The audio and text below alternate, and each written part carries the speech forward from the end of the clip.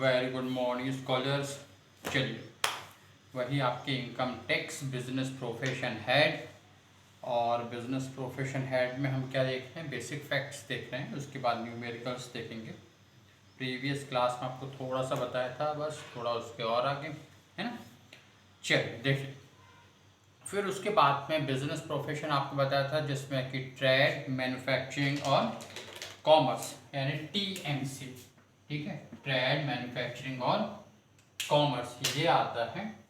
और इसके अलावा और क्या था, तो और है आपका प्रोफेशन यानी प्रोफेशनल इनकम जो है, प्रोफेशनल पर्सनस की इनकम जो है वो आता। प्रोफेशनल पर्सनस कौन, जैसे कि आपके इंजीनियर हैं, डॉक्टर हैं, चार्टर्ड अकाउंटेंट हैं, एडवोकेट्स हैं, इस तरह के जिसका।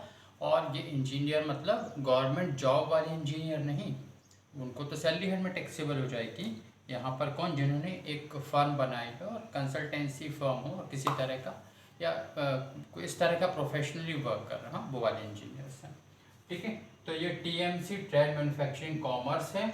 और उसके बाद में प्रोफेशनल पर्सनस की इनकम जो है वो टैक्सेबल होगी यहाँ पर, ठीक, इस हेड में।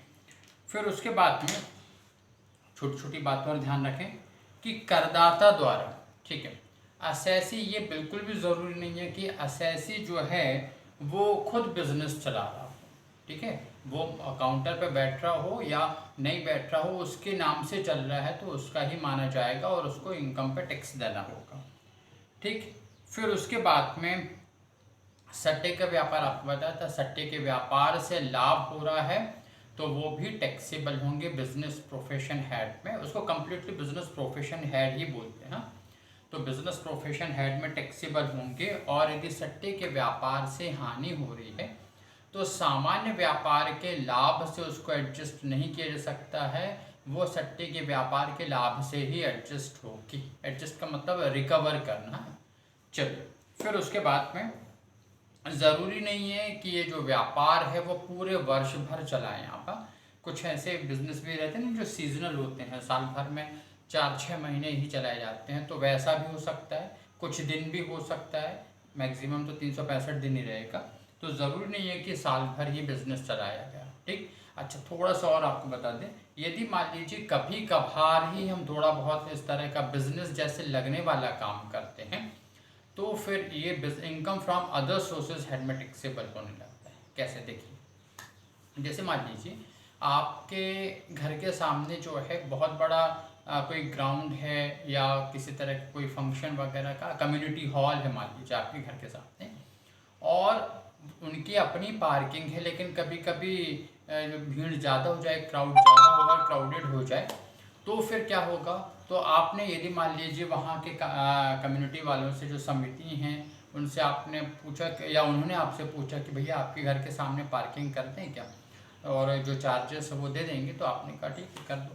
तो ऐसा कभी कभार ही हुआ, साल में 1 आध बार, 2 बार, 4 बार, तो उससे जो आपको इनकम हुई वो बिजनेस प्रोफेशन की जगह income from other sources head में टैक्सेबल होती है। ठीक है, जैसा ऐसा कहा जाता है कि अब पता नहीं ऐसा है कि नहीं, अभी जो इंग्लैंड का लॉर्ड्स क्रिकेट ग्राउंड है जिसको क्रिकेट का मक्का ऐसा बोला जाता है, जबकि अपने यहाँ तो गुजरात में बड़ा स्टेडियम हो चुका है, तो वहाँ पर पार्किंग जब ओवर क्राउडेड हो जाता है तो लोग अपने घरों के सामने भी पार्किंग करने देते हैं, और चूँकि वो विदेशी ठहरे तो उसका भी वो पैसा लेते हैं। तो ऐसी इनकम यदि मान लीजिए इंडिया में हो तो income from other sources head में टैक्सेबल कहलाएगी। आ रहा समझ में।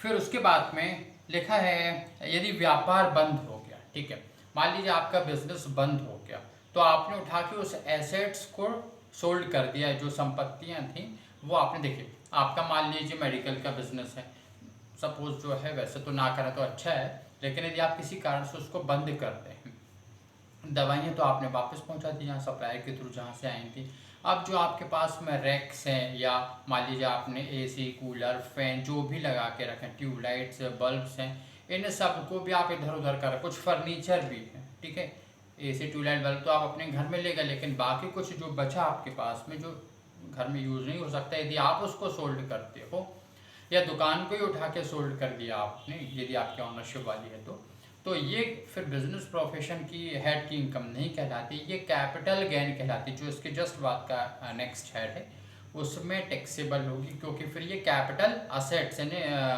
पूंजीगत संपत्तियां कहलाती हैं। ठीक है, उसका कैलकुलेशन कैसे करते हैं वो नेक्स्ट हेड में देखेंगे। अभी फिलहाल ये ध्यान रखें कि यदि मान लीजिए इस तरह संपत्तियों को बेचा जाए तो वो बिजनेस प्रोफेशन के हेड में टैक्सेबल नहीं होगा। यदि उससे कोई इनकम हो रही है, पॉजिटिव अमाउंट मिल रहा है, तो वो आपकी कैपिटल गेन हेड में जाएगी, जो नेक्स्ट हेड है।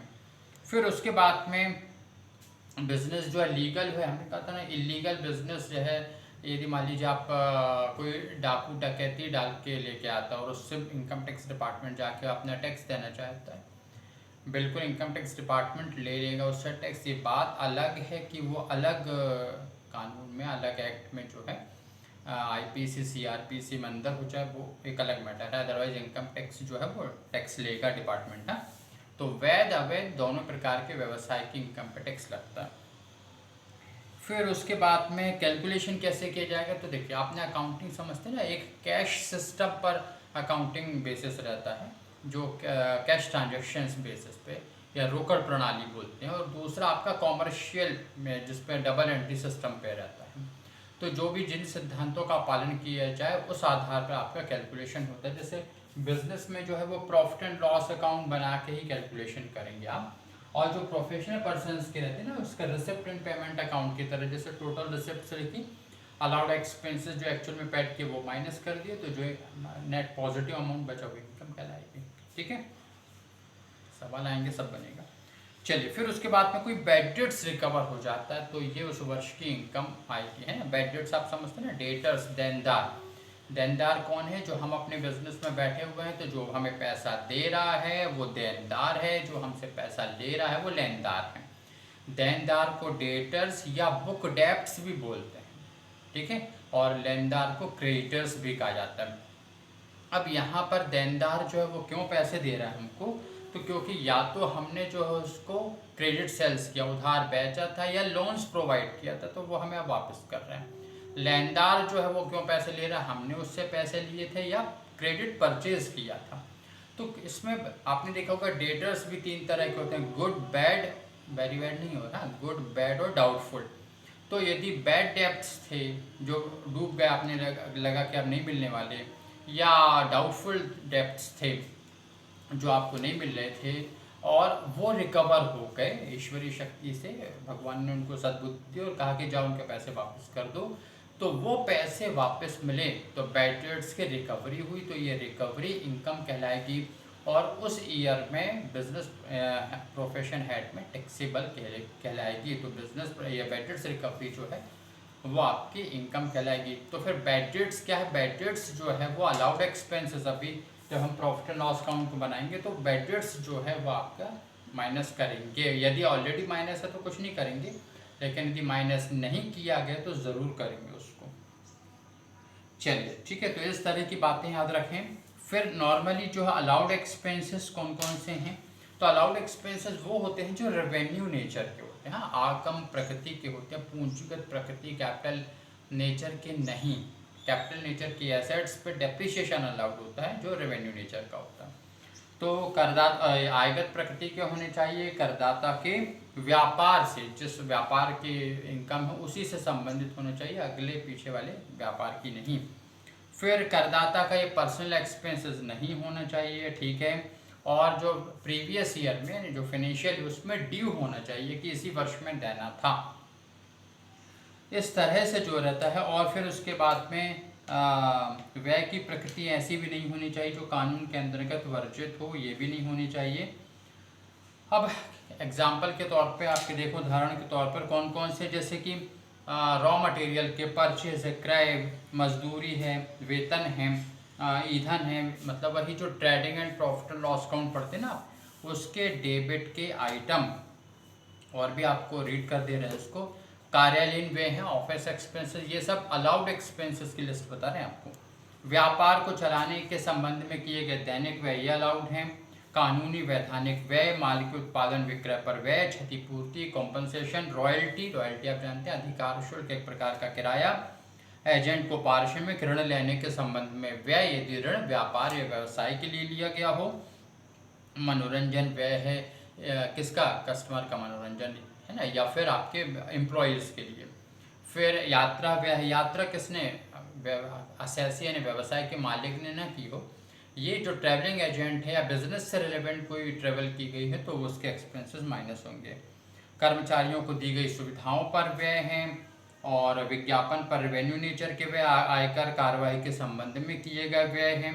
टेलीफोन के, श्रम कल्याण के, व्यवसायिक चंदे के, त्योहारों पर जो कर्मचारियों को उपहार दिया गया है वो लेखांकन के व्यय। इस प्रकार से और कुछ हानियां जो हैं, जो जिनका संबंध प्रत्यक्ष रूप से दिख रहा है कि वो व्यवसाय से संबंधित हैं, तो वो माइनस होंगी। जैसे आपको हानियां पढ़ के बता दे रहे हैं, कर्मचारी द्वारा रोकड़ का गबन कर लेना, ठीक है, गबन डिफाल्केशन बोलते हैं उसको, हाँ, तो गबन हो गया। फिर चोरी है, डकैती है, युद्ध, प्राकृतिक विपदा आदि कारणों से स्टॉक जो आपका रखा हुआ है वो माल नष्ट हो जाना, वो अलाउड एक्सपेंसेस है। फिर उसके बाद अग्रिम रकम जो है एडवांस आपने दिया वो डूब गए, पैसे नहीं मिले, तो फिर आ रहा समझ में। तो इस तरह से अलाउड एक्सपेंसेस है। अब आपको नेक्स्ट क्लास में एक आपको पहले trading and profit loss account बनाएंगे, फिर उसमें समझाएंगे कि वो कैसे डिसअलाउड को प्लस करना और क्यों करना है, लॉजिकली वो आपके दिमाग में बिल्कुल बिठा देंगे। तो बस ताकि आप न्यूमेरिकल्स अच्छे से कर सकें, ठीक है। Thank you.